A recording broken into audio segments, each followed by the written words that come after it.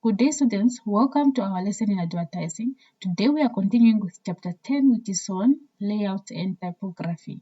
So today's learning outcomes is the types of layouts and planning the advertisement. So remember, we have already defined layouts. We spoke about the importance of layouts in advertising, the features of a good layout, and so on. So today we are going to look at the types of layouts, planning the advertisement. So let's get into it. Well, so what are the types of layouts that we have? Number one, we have a standard layout. So a standard layout, it actually consists of a dominant illustrations and the headline, as well as the body copy, the signature, and generally it's actually in order, and it's the most highly popular layout in the field of advertising. So it's a standard, it's a mostly used one with there's an illustration, there's a headline, a body copy, and a signature. Right. Then we have editorial layouts. So this advertisement actually resembles editorial matters or press reports in a publication. So and the main emphasis is on the body copy. Right. We have poster layouts. So the poster layouts actually focus on visual. So the copy is very short and illustration provides details. Mostly you find this kind of layouts used in advertisements of, let's say, drinks, chocolates, and so on. Right. Then we have cartoon layouts. So you're saying that a cartoon type illustration matching copy is used to attract attention, mostly especially for, it can be kids, it can be even adults products and so on. So they likely use cartoon layouts.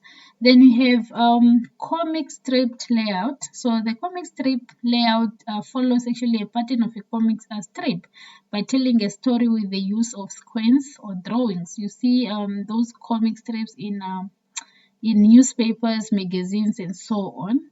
So with this layout, so it will follow exactly that same pattern or same process. Then we have a picture caption layout. So with picture caption layouts, they're saying that the pictures and captions are used to explain different aspects of the product or the service. And this it's mostly used in advertisements of automobile products. Right, and the last but not least, we have a picture cluster layout. So these layouts perform the same function as the previous one, which is a picture caption layout. But in this one, captions are not used, but instead, a cluster of several vertical, horizontal rectangles are used. So these are the types of layouts that we have in advertising. Right, so let's look at planning the advertisement. So we are saying that in the planning phase, detailed knowledge of the firm's products, its advertising history, market condition, channel of distribution, knowledge of competitors' products, and the advertising techniques, fields to be covered, nature, the type of consumer must be known. Anyway, if you are planning an advertisement, you have to do research and you have to know all those information. You have to look at the competitors. What product have they advertised before? How did they perform, and so on? What is the history of the advertisement, the marketing conditions, the channel of distribution, all that? It actually helps you to come up with a perfect and effective advertisement.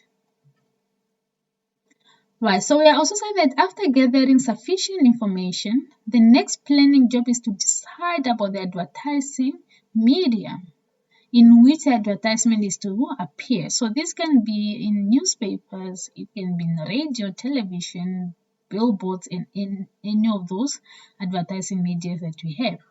So the advertising message must be adapted to the medium in which it is to appear. So you have to make sure that your advertising message matches the medium that you are that you have chosen. So let's say, for example, if you there's no way that you can post your audio in the newspaper, right? And of course, if you let's say you have an advert with pictures and so on, and you want to go to take that to the radio, it will not make sense. Or you have a video, unless it's a audio type of advertisement, right? Then you see that the campaign planning must be joint effort of both the advertiser and the advertising agencies. So the advertiser supplies the information about the product, the competition of the product and the firm, and the agency may collect other information from the market in respect of target audience and so on. Right, so this is how we actually plan your advertisement. We're just saying that you have to do research, you have to collaborate with your advertiser in case if you are working for an advertising agency. But if you are as a company working for your own company and you're doing your own advertisements, then you have to do research, you have to know this information, and you actually have to know to make sure that there's alignment between the type of medium that you are choosing and the type of advert that you have created. Right, so this will take us to the end of our lesson today. I hope you have enjoyed the lesson, and if you have any question, do not hesitate to ask. I'll see you guys in our next lesson.